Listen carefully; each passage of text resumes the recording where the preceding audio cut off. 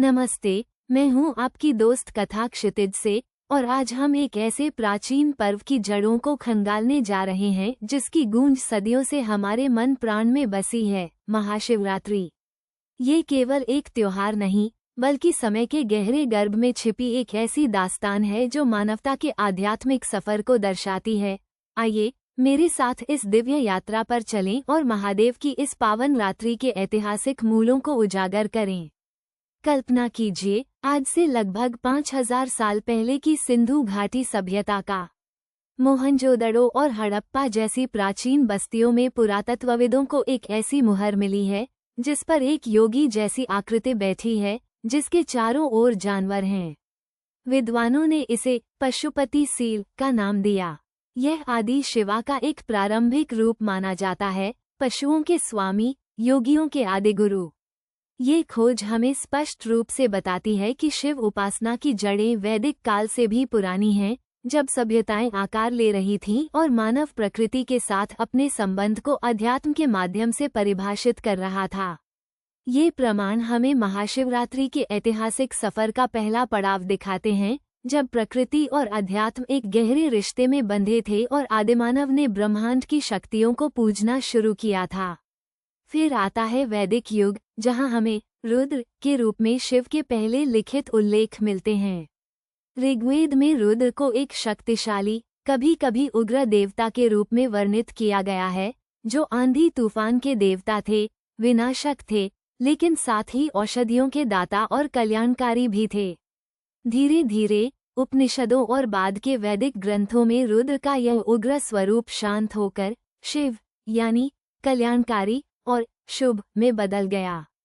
यजुर्वेद का शत्रुद्रय स्तोत्र तो पूरी तरह से रुद्र शिव को समर्पित है, जो उनके 1000 नामों और दिव्य गुणों का बखान करता है।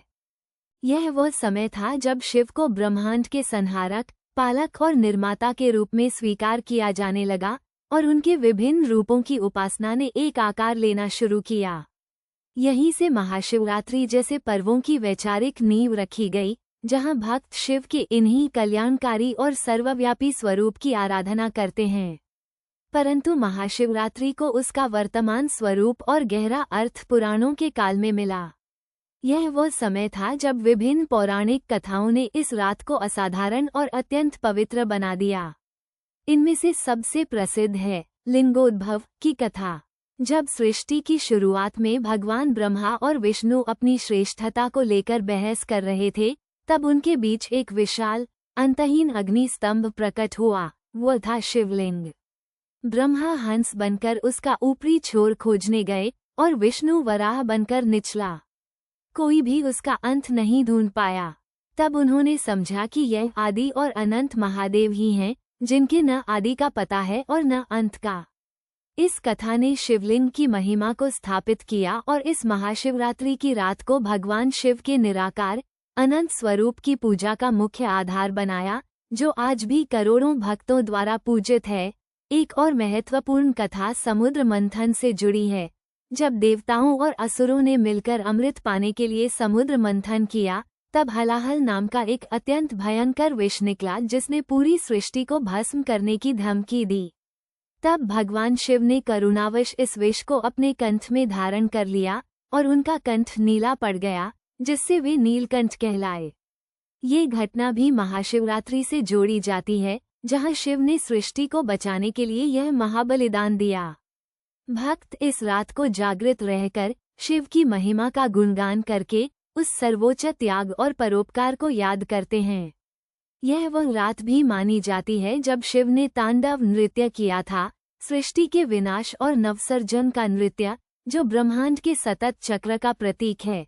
यही कारण है कि यह रात अंधकार पर प्रकाश की विजय, अज्ञान पर ज्ञान की विजय और जड़ता पर चेतना की विजय का प्रतीक बन गई।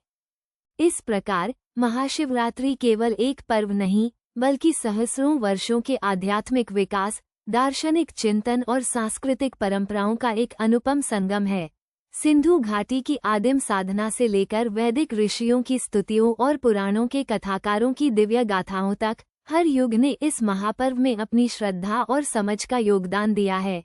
ये हमें सिखाता है कि अंधकार की सबसे काली रात में भी भीतर के शिव को जगाकर हम ज्ञान, वैराग्य और प्रकाश की ओर बढ़ सकते हैं। ये हमें त्याग, प्रेम और सृजन के शाश्वत सिद्धांतों की याद दिलाता है। कथा क्षितिज की ओर से हम आशा करते हैं कि महाशिवरात्रि के इन प्राचीन मूलों को जानकर आपकी आस्था और इस महापर्व के प्रति आपकी समझ और भी गहरी हुई होगी। हर हर महादेव।